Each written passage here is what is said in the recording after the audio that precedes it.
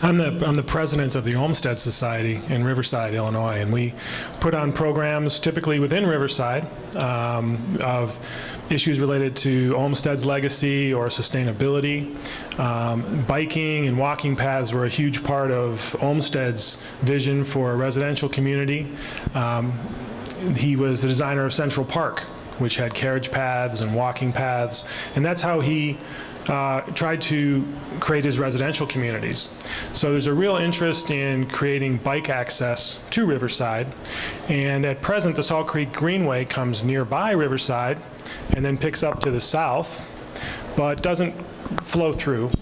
And as we looked at that, we looked at a more regional effort, which would be how could the Salt Creek Trail connect to other regional paths? Because any bike path that's going to be viable has to have sort of a flowing network. You know, Olmsted didn't really create cul-de-sacs. His roads were curvilinear and going, but they went to places. And so an interest in bike paths is something very in the spirit of Riverside and the Olmsted Society. So we sought out a knowledgeable speaker on this topic who could present, and we wanted to be in a place that was kind of a hub for people who use the Centennial Trail. And we're very pleased that Imperial Oak Brewery could host us tonight. And we're even more excited to have David Landeweer with us, who is a senior engineer with TERRA Engineering. He has extensive experience designing bike paths and has worked extensively on the Salt Creek Greenway and I believe the Centennial Trail as well. And his presentation tonight is going to cover issues of the development of the Salt Creek Greenway and also touch on the future of our regional bike paths. So we have a round of applause for David. And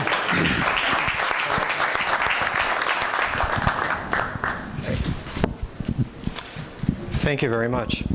I'd like to keep it very informal also, so I think at any time if you have a question for me, feel free to let me know and I'd be glad to answer it. So almost 25 years ago, I designed my first federal aid bike trail project. That was around the time that the first federal funds became available for multi-use paths.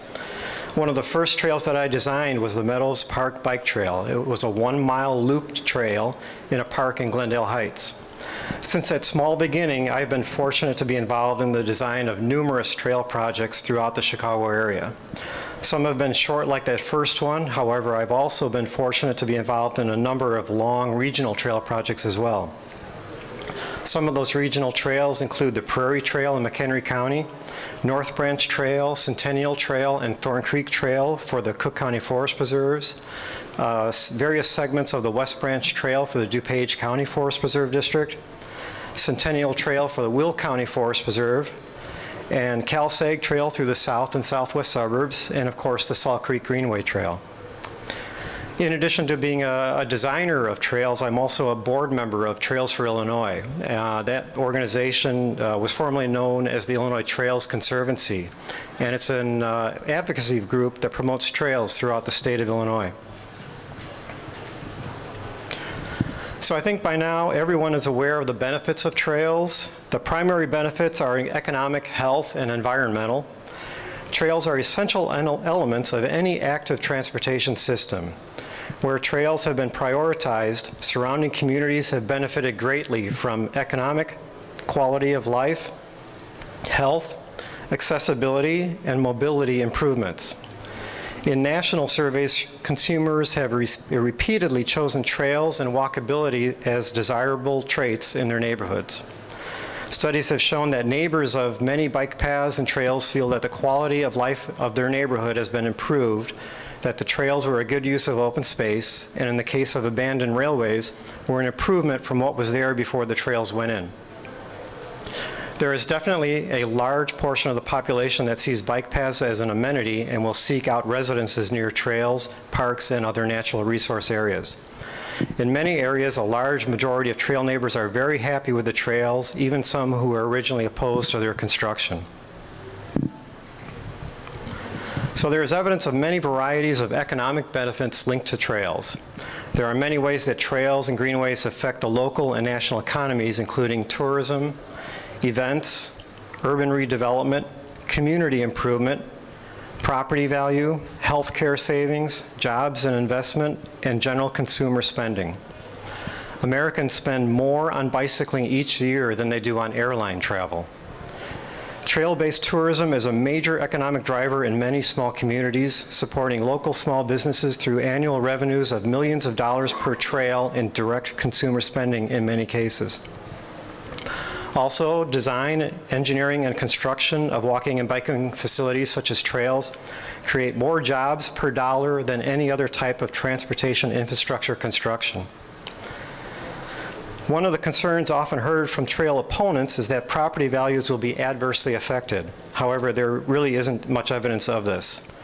Study after study has indicated that the vast majority of trails have either had no effect or have increased property values for properties near a trail. A good example of the economic benefits of trails is the Monon Trail. In Indianapolis, Indiana, the Monon Trail is the crown jewel of the city's trail system.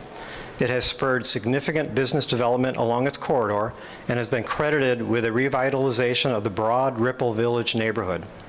A 2004 study found that the amenity value of trails was associated with more than $140 million in increased property values in Marion County, which includes Indianapolis, Carmel, and other communities transformed by the Monon Trail. From a local perspective, all you have to do is check out the Fox River Valley communities on a summer weekend to see the economic benefits of trails. Personally, shortly after the official grand opening of the Salt Creek Trail, I was riding through Oak Brook around lunchtime and found one restaurant that was open.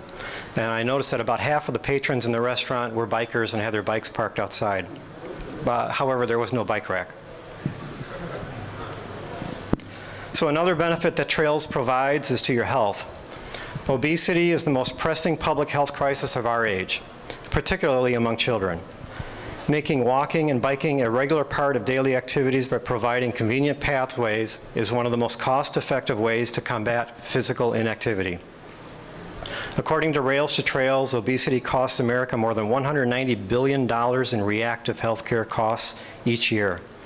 The federal government pays 28% of those healthcare costs while expending billions annually on expensive transportation infrastructure. Investing in trails helps America safely incorporates exercise into their daily mobility, helping communities cut their obesity rates, thereby hitting the bottom line for both of these sectors. I love this picture, by the way. A couple years ago when we were in Amsterdam, I happened to walk by this and I noticed that it's a parking garage, multi-level parking garage, strictly for bikes. So, trails can also provide significant benefits to the environment. Half of the trips in America can be completed within a 20-minute bike ride, and a quarter of trips are within a 20-minute walk. Yet the vast majority of these short trips are taken by automobile.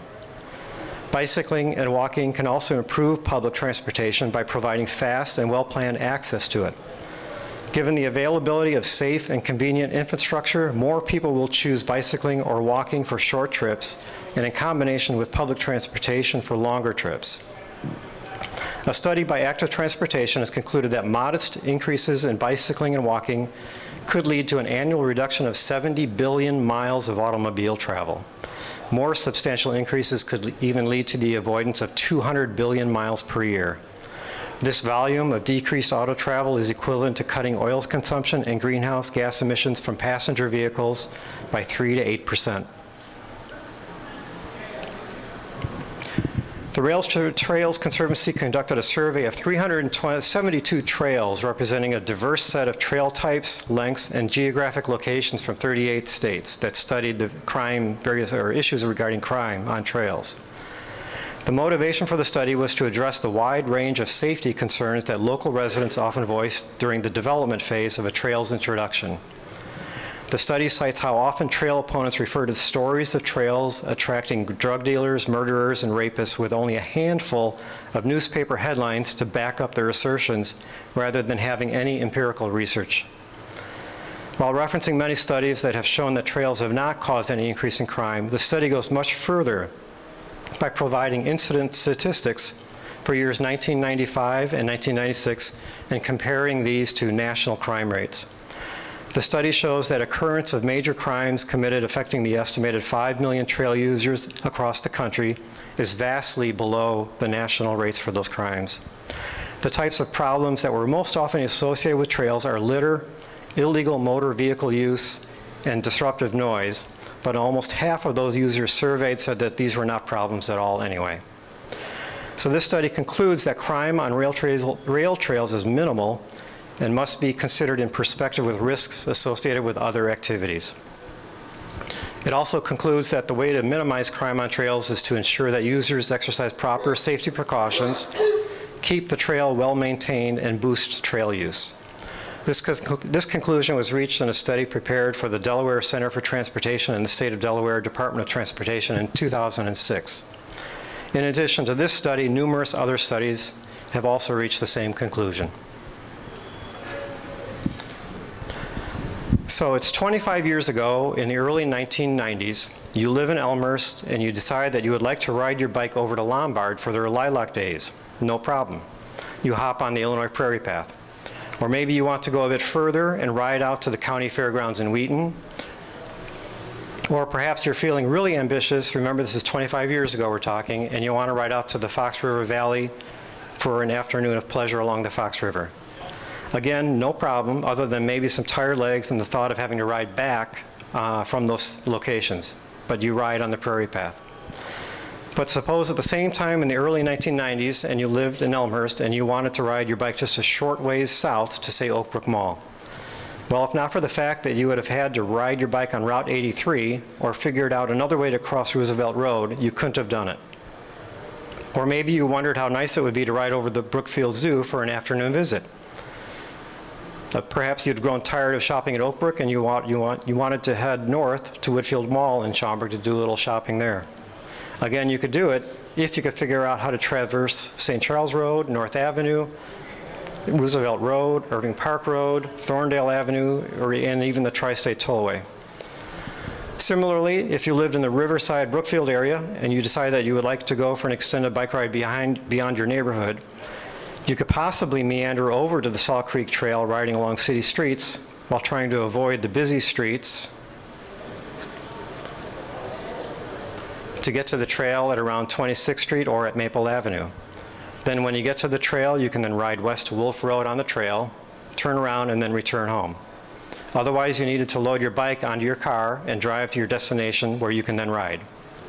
Well, one gentleman at the Elmhurst Park District had a vision. Steve Plum served as the Elmhurst Park District's Director of Park Services from 1979 to 2002. It was his drive and ambition that moved the trail from a mere concept in long-range planning documents to a reality. Steve pushed, prodded, and cajoled staff and elected officials from nearly a dozen agencies to see the possibilities of a north-south regional trail that could serve walkers, joggers, bike riders, and runners from northwest Cook County through DuPage County, then all the way to Harlem Avenue along one of the region's truly underutilized resources, which was Salt Creek. This concept and its reconnection to nature, either on bike or foot, was green before green became the next big thing. The original concept for the establishment of the path along Salt Creek was first mentioned in Elmhurst Park District planning documents dating back to 1964. And the property along Salt Creek, known as Maple Trail Woods, was purchased by the Park District between 1965 and 1969, specifically for the purpose of constructing a linear trail. The Park District's Board of Commissioners then approved a plan to construct a local bicycle trail along Salt Creek in June 1986 after extensive public hearings. Then at some point, there was the idea to discuss an extension of the trail plan south into the village of Oak Brook. There was discussion between the Elmhurst Park District and Village of Oak Brook staff to prepare a plan for a trail along Salt Creek that would link both communities. By that time, the Village of Oak Brook had a fairly extensive trail system within the village. However, there was little or no connection to other bike systems outside the village. Connecting the future Salt Creek Trail in Elmhurst with the Oak Brook Trail system represented a significant change to the plan by including another agency in addition to the Elmhurst Park District. With the Elmhurst Park District and the Village of Oak Brook now on board for the trail, The thought was to continue with contacting agencies along Salt Creek, both north and east from Elmhurst and Oakbrook, eventually extending up to Bussy Woods in the north, to the Portage site in the south. Agencies began to be added to the plan, starting with the Cook County Forest Preserves in the north, all the way south and east to the village of Lyons.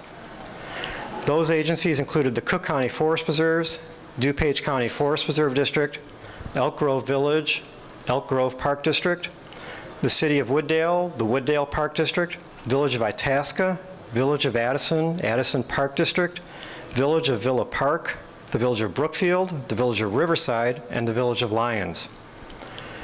The regional Salt Creek Greenway Trail concept, originally involving these 15 agencies, was first advanced at a series of meetings beginning in February of 1994. And in fact, the first meeting was held in the giraffe exhibit room at the Brookfield Zoo. So with all those agencies conceptually on board for a regional trail, the next step was securing funding. Steve was instrumental in writing a grant application for congestion mitigation and air quality, or CMAQ funds, for the engineering for the project. The application was approved by the Chicago Metropolitan Agency for Planning in the years 1994 to 1995. Once the funding was approved, the agencies proceeded to search for an engineering consultant to perform the work required for the project. And this is where I became involved. The agency selected Dames and Moore to perform the phase 1 engineering work, and I was the project manager for the project. Once we were selected, the next step was to get all of the agencies officially on board with the project. An intergovernmental agreement was prepared and sent to all of the participating agencies for their review and approval. The IGA contained information regarding the project as it pertained to each of the participating agencies. In addition to containing commitments from each agency, it also contained an exhibit detailing the funds that were to be deposited with the lead agency, the DuPage County Forest Preserve District, that covered each agency's portion of the project. The next step was then to get each agency to approve the IGA, because no engineering work could begin on the project until each agency did approve the IGA. However, it was at this point that some changes occurred. For many agencies, approving the IGA was pretty quick and painless. However, a number of agencies did have concerns about committing themselves to the project. The City of Wooddale, the Wooddale Park District, and the Village of Itasca decided to drop out of the overall project and proceed with their segment on their own. By proceeding on their own, they were actually able to complete their segment of the trail quicker than the larger project for a number of reasons. They completed their segment of the trail with 2 separate construction contracts, one being the entire trail length within their jurisdictions, and the other being the bridge over Irving Park Road. 2 other agencies also expressed reservations about committing money to the project. I attended a meeting in Elk Grove where the village decided to back out of the project entirely. With the village backing out, the Park District had no choice but to back out as well. As it turns out, however, after the trail was completed, the village decided that they wanted to be part of the trail, and as a result, they have signed an on-street bike route through the village that connects the Wooddale and Bussy Wood segments of the Salt Creek Trail. A second meeting that I attended was with the Village of Riverside. At that meeting, the village decided that they also wanted to back out of the project. So that left the Cook and DuPage County Forest Preserve Districts, the Village of Addison, the Addison Park District, the Village of Villa Park, the Elmhurst Park District, the Village of Oakbrook, the Village of Brookfield, and the Village of Lyons remaining in the project. All of these agencies approved the intergovernmental agreement in 1997, and engineering work began on the project. So once the engineering work started on the project, one of the first tasks was to determine the location of the trail alignment along the general Salt Creek corridor. On-site meetings were held with each of the participating agencies to determine the best location of the proposed trail. Priorities involved with selecting the final alignment included utilizing existing trail segments within the corridor. Between Bussy Woods and the Portage site, there were several short existing trail segments that were able to be utilized by the Salt Creek Greenway Trail. These included the Cricket Creek trails between Lake Street and North Avenue, the York Woods Trail at Roosevelt Road, the Oakbrook trails along York Road, and of course the Salt Creek Trail between Wolf Road and the Brookfield Zoo. Another priority was trying to locate the trail along the corridor while minimizing the amount of land acquisition needed for the project and also maximizing the amount of off-street trail. This was done while also ensuring that the minimum standards for bike trail design from IDOT and the FHWA were met. Obviously, with the extent of urbanization that had taken place throughout the corridor, it was not possible to have the entire length of this trail be off-street. There were a number of segments that had to be located on-street since the alternative would have meant significant environmental impacts and major property impacts and even building demolitions.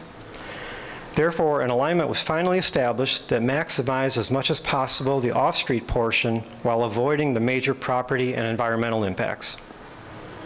An amazing feature of this trail is that only 2 easements were needed to build the entire length of the trail. Regularly scheduled meetings were also held with agency staff attending these meetings. These meetings were held to discuss the project schedule, funding, design issues, and other aspects of the project. These meetings were an important part of providing continuity of design and uniform amenities along the entire length of the trail. So with the alignment pretty well decided along the length of the corridor, the project was then presented at several public meetings. One in Addison, one in Elmhurst, and one in Brookfield. It was at this point that some pretty significant opposition to the project arose in Brookfield. A number of alternatives were prepared with the intent of easing residents' concerns of the project. However, in the end, the residents and the village board decided that no option through the village was acceptable, and they therefore dropped out of the project. As a result, there is now a second gap in the trail, the first being Elk Grove, and now the second being the Brookfield Riverside gap between 31st Street and the intersection of 1st Avenue and Ogden Avenue. However, the design and Phase 1 engineering continued and the project moved forward.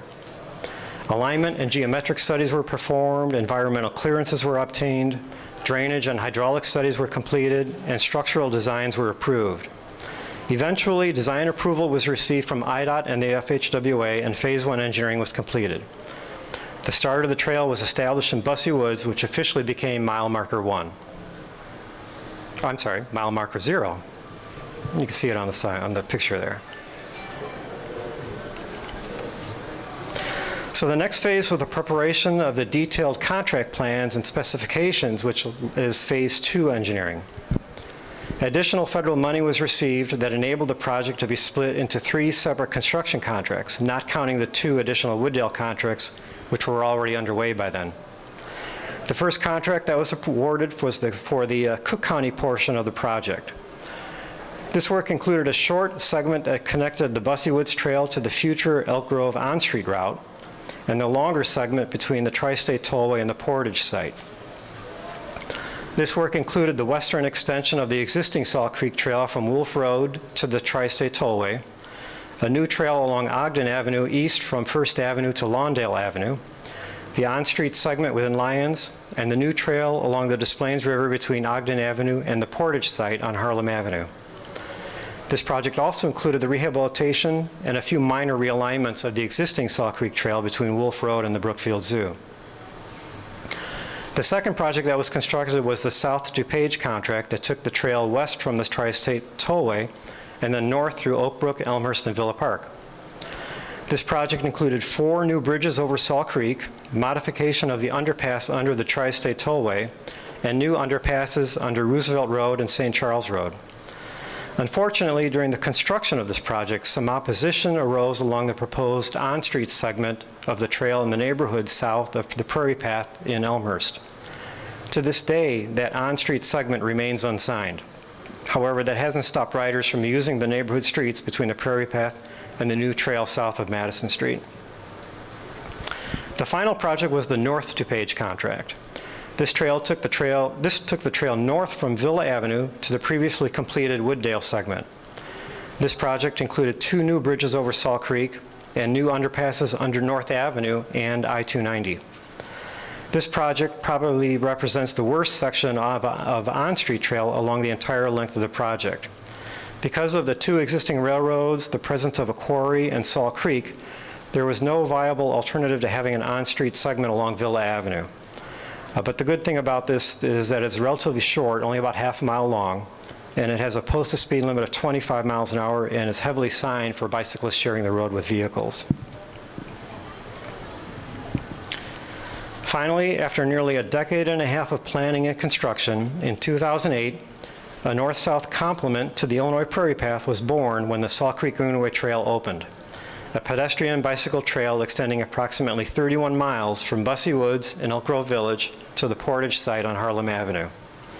Not including the gaps in Elk Grove, Elmhurst, and Riverside and Brookfield, there are only 6 short on-street segments, a remarkable achievement in this heavily urbanized corridor. A project of this magnitude was a very large undertaking, with the total cost for the entire trail from Bussey Woods to the Portage site costing over $15 million, with over 80% of that cost being covered by grant funding, however. The project included a total of 7 new bridges over Salt Creek, 1 new bridge over a roadway, Irving Park Road, 4 new underpasses adjacent to the creek at North Avenue, St. Charles Road, Roosevelt Road, and the Tri-State Tollway, a number of traffic signal modernizations, and a number of other enhancements. Information kiosks with benches were placed at strategic locations along the trail.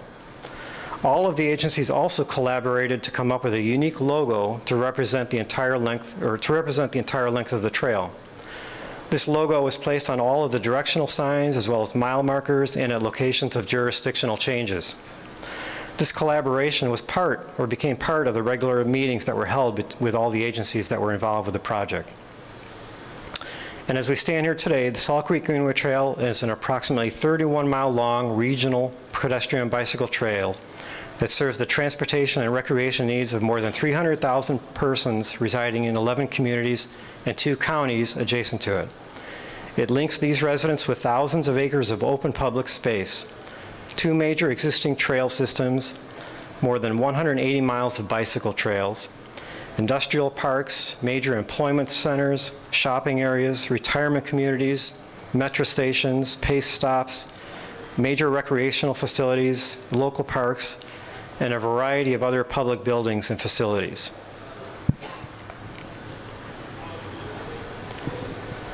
So as it stands now, if you were to ride on the Salt Creek Trail, you would have access to several other regional trails. In Elmhurst, you have a direct connection to the Illinois Prairie Path and the Great Western Trail.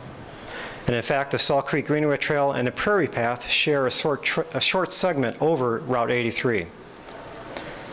In the Oak Brook-Hinsdale area, you have a connection to the Southern DuPage Regional Trail. Therefore, with these 3 trail connections, you have access to even more trails if your legs can carry you that far. From the Prairie Path and the Great Western Trails, you can connect to the Fox River Trail, which in turn connects to the Prairie Trail, which carries you almost into Wisconsin. You can also head west on an extension of the Great Western Trail all the way to Sycamore. If you take the Southern DuPage Trail, if you don't mind a number of on-street segments, you can connect to the Veterans Trail in Woodridge, which in turn connects to the Centennial Trail. From the Centennial Trail, you could then head east by way of the Cal-Sag Trail all the way to Cicero Avenue, and hopefully by the end of next year, all the way to the Burnham Trail near the Indiana state line. From there, a number of trails will then take you into Indiana. Heading west on the Centennial Trail, you can easily reach the Mississippi River by way of the Hennepin Canal Trail. So what remains to be done? There are a lot more trails that can be built to further enhance travel by bike. For the Salt Creek Greenway, completing the gaps in Elmhurst and the Riverside Brookfield area would be a good start. The Elmhurst Park District is currently in the process of a short alignment change at Butterfield Road that will move a short segment of the trail from being an on-street to an off-street route. They are hopeful that this project will be under construction in 2018, pending some easement discussions with a couple of property owners. There are no plans, however, at this time to sign the current unsigned on-street segment in Elmhurst that is south of the Prairie Path. But based on some recent conversations, it sounds like there is some progress being made on completing the gap in the Riverside Brookfield area, hopefully.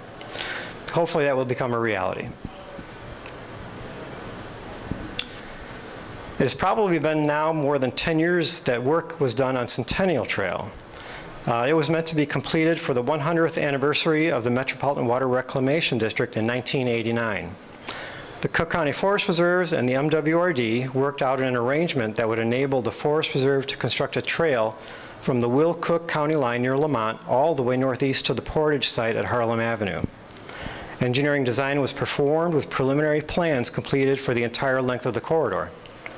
However, there were two very significant obstacles that needed to be overcome between Willow Springs Road and Harlem Avenue. An easement was needed from the BNSF Railroad at their yard between Willow Springs Road and LaGrange Road, and negotiations with the railroad went nowhere.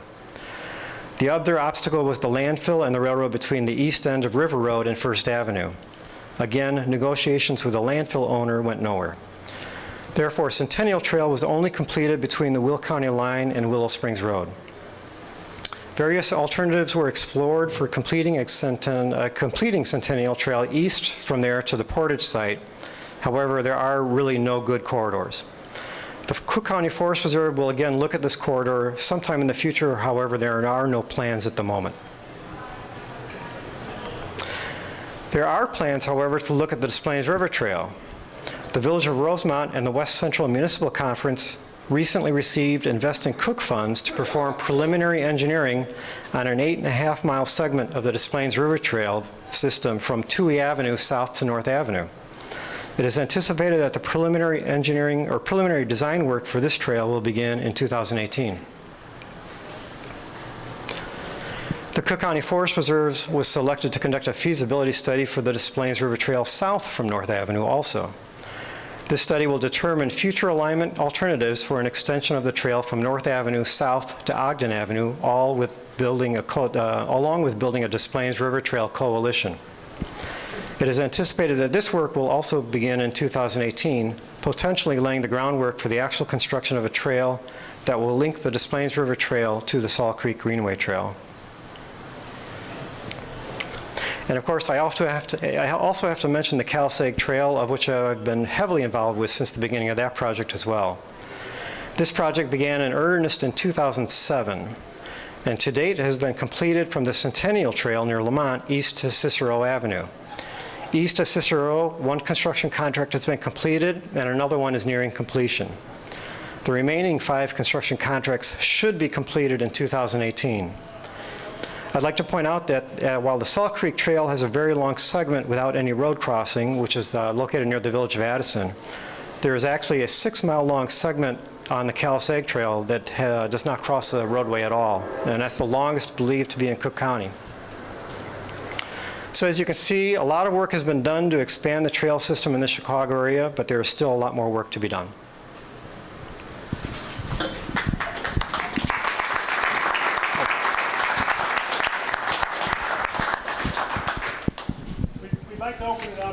For questions. We are videotaping this. It's going to appear on, I may have to speak on this. We are videotaping today, so on questions I'll bring a microphone around and people could ask a question here, and that way it'll be recorded properly for later viewing, okay? Any questions? I have a couple of questions. One is on the Centennial Trail, they put those hills between Willow Springs Road and 83. And I went to a meeting like this, and they were explaining there was going to be bike paths and mountain biking paths up it. They got one path to the top where they got some seating up there, you know, kind of some trees. It's really beautiful. I was wondering if they were going to complete that, or if that's kind of gone off the books. I'm not very familiar with that work that was done by the MWRD. I know that there was a commitment from them to eventually restore it and complete it, but I don't know the status of that as of yet. The Cook County Forest Preserve is the one that was pretty heavily involved in the discussions with the MWRD on that, but I'm not aware of any specific timetable. Okay. And the other one is, probably you don't know about it, but the old Willow Springs Road bridge that goes right through, you know, leads to the trail, that is scheduled in 2018, according to a Cook County website, to have the deck overlaying redone, because it's kind of unsafe. Do you know anything about that? Not that one either, sorry. Okay, I just had to ask. Thank you.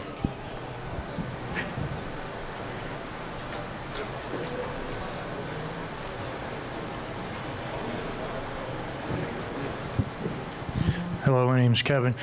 I was wondering, as far as the Centennial Trail, the extension northeast, that probably isn't going to happen, what kind of easement are you looking at? Because, like, I know the BNSF rail yard fence line is there, and there's a navigable path, I'll put it that way. But what kind of easement is required to extend the trail? Yeah, the fence line, when we were involved with the preliminary engineering for that project, the fence line is actually not the property line. The research that we found is that they own the property all the way to the water's edge. Okay. So, yeah, and there was some pretty extensive negotiations with the Cook County Forest Preserve and the railroad, and as well as ourselves. And the railroad's demands were just way out of line. Okay. I'm sorry, I do have another question. Sorry. I just got a follow-up for that. Come on. I don't know. Why don't we take let's take a second question over here, then we'll take your question and we'll come back. Yeah, come back. He has a good question. Go ahead. Ask your second. This wasn't mentioned, but as far as the Illinois-Michigan Canal Trail, also known as the Hughes-R Trail right over here, years ago there was talk of extending it northeast into what would be the Justice area, but that's never occurred. I think he has an answer, but do you have an answer? That may also be a possibility in the future. I believe it was the Village of Justice that also has received funding to explore that extension of that trail. Yes, Justice just received a CMAQ grant. Now, being from Justice and a bikie, I'll probably, and the mayor's a bikie, so we'll probably see what we can do. I think it also includes a couple of other suburbs in their summit and that sort of thing. So perhaps it will hook up with the Centennial somewhere over by there, and then we can ride forever. Thank you. Got a question over here. I have a question later too, so I'll hold mine. Who owns the roadway, gravel road that they use to take all the dirt to make the mound on the Centennial Trail? All of that property is owned by MWRD, all of it. So the Forest Preserve, I believe, just has an agreement with MWRD that allows them, or allowed them to build it, but it's all owned by MWRD. There's no owner. We got a logical path to go that way. It's all, yeah, there's no ownership by the Forest Preserve at all. It's all MWRD.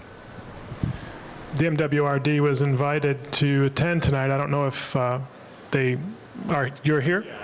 Okay. Do you want to say anything or?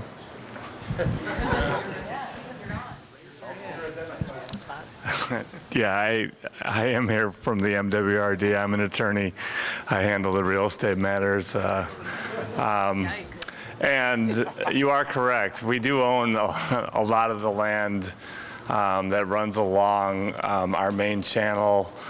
Centennial Trail travels alongside that land. It is leased. There are two leases we have. One is with the Cook County Forest Preserve District, and the other is with the Will County Forest Preserve District. And they are long-term leases. These entities basically take the lead on what they're going to do with their leaseholds, which they've decided it's going to be for trail purposes.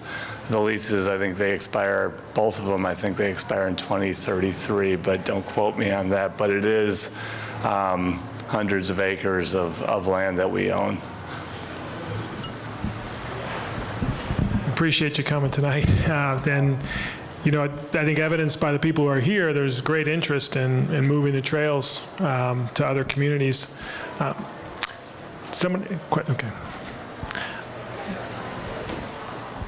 Hi, I'm Jason. So thanks for everything that you've been doing so far, and that was a great presentation. So it's disappointing to hear about the Centennial Trail having a hard time going east from right out where we are now. But we have had some big improvements in Brookfield, right? We've got from 26th Street down First Avenue all the way to Forest near the high school. Is that associated with any of the trails you talked about? Because you made it sound like the village of Brookfield was out, yet that's a pretty nice extension that just took place in the last year or so. Yeah, when they were out, that was 20 years ago. So it was quite a while ago, and I know that the village is really, it sounds like they're really looking at expanding the trail system within the village. They were considering a connection to the Salt Creek Trail both at the zoo and then further south as well. So it's very early in their preliminary planning stage from them, but they are definitely interested in it. Is there any plan to go further south on First Avenue? Yeah, the question was, are they going to go further south on North First Avenue? And they are looking into that, I believe. Is there anybody from the village of Brookfield here? Oh, Village of, there's someone from the village of Riverside, so. yeah. So just to follow up on this, I'm Ben Sells. I'm the village president in Riverside, and I'm glad to say that there's been a sea change in our community since the unfortunate history you heard about earlier. The bike path that you're talking about, that it goes down First Avenue now, that was a cooperative effort, but from North Riverside, the school, the zoo.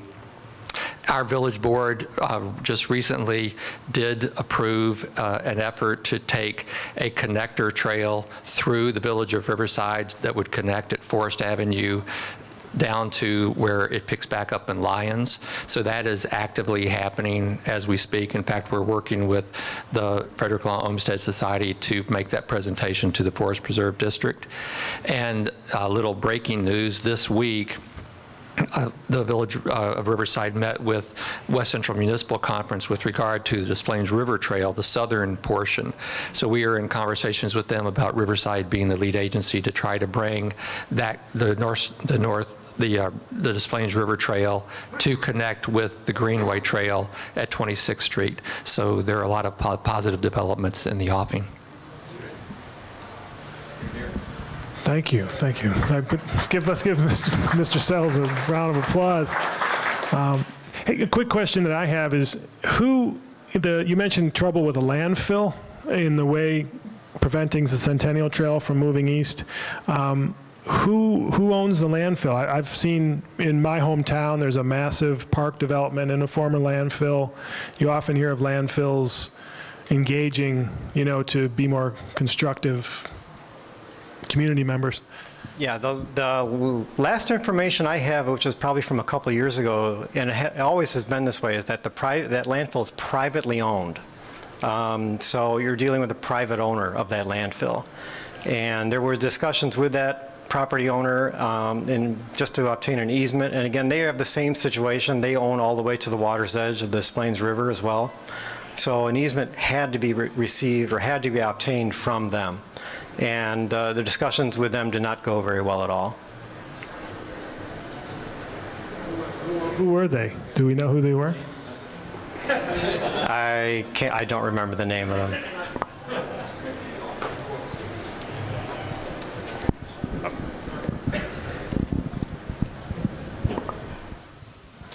Thank you. My name is George. How much of the proposed trail in Riverside and North Riverside will be on the road as opposed to off-road? I don't think, there's been nothing done on that I'm aware of. So it's very conceptual at this point. There are, just as I'm a resident of Riverside, and it is conceptual at this point, but there are some developments that are very promising. Riverside Lawn, which is an area that is to the south of Riverside, just north of Lyons, the Cook County Land Bank Association purchased a lot of that land because it's very low-lying and flood-prone, and it could serve very well as off-the-road type of bike path or a very infrequently traveled road. Thanks, David. My name is Daryl, and I'm a big fan of the Kale Sag Trail, so thanks for all your work on that. You mentioned pushback, opposition that maybe was the main cause for a lot of entities dropping out early on the Salt Creek Trail. What is a typical, feedback you're hearing from folks that are in opposition to these trails, and what do you do to try to address it? I tell you, the last 5-10 years, meetings I've been to, there really is no opposition anymore. Used to be, I went to a meeting once, and I'm sure it's not uncommon. There was a big concern was raised from a neighbor adjacent to a proposed trail that thieves are going to come in on bicycles and break in and steal their television sets. I honestly heard that. So, but I swear in the last 10 years, I've probably attended and participated in probably at least a dozen meetings, and there really is no opposition anymore.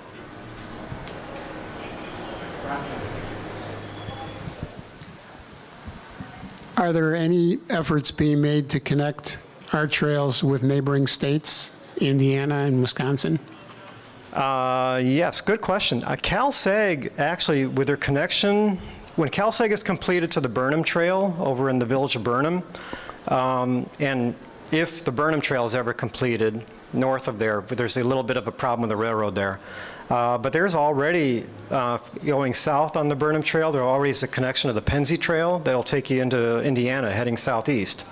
And then if you make your way up to closer to Lake Michigan, you can actually connect into a trail that starts there and then skirts around the south end of Lake Michigan various ways, and it'll take you almost to the state of Michigan.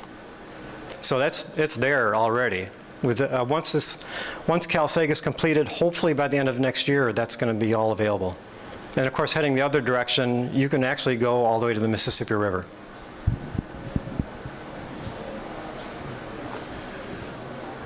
Well, I think David likely is going to stick around for a little bit. I'm going to try to buy him a beer for all the work he's done on bike paths in his career. And do you have one final question? Okay.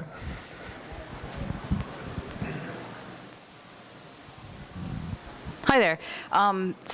More of a conceptual question. So like with all of the creek flooding, river flooding, that sort of thing, I've always wondered where does the Army Corps get involved in? It's a waterway versus it's a land that a landowner gets to decide what happens with it. The waterways are growing, the floodplain's growing, so. Hydraulics and drainage is an incredible part of, not only roadway design, but even bike trails. As you mentioned, I think you heard me mention that we have like 4 underpasses under various roads that are right next to the creek. So those underpasses, when the water rises, they're going to be flooded. They're not going to be available for use. But as part of all the design that has to go into that, we have to make sure that we don't increase flooding from what it is right now. So that's a requirement that we have to meet.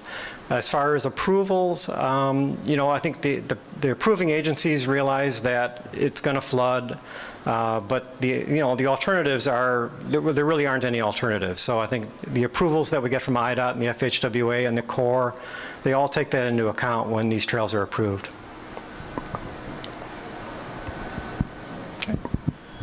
On behalf of the Olmsted Society, I wanted to present David with a little token of our thanks.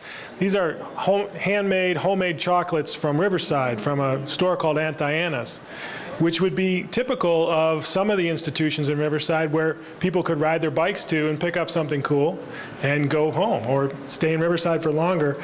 Hope you enjoy this. Thank you. And could you open that bag for me? Open that up. We also have a second gift for him, which is symbolic of, I think, why we all enjoy bike trails. It's a Belgium racing team bike jacket. And as we all may know, in Belgium, when you build it in the way of bicycle infrastructure, they come. And so use that in good health. And thank you again.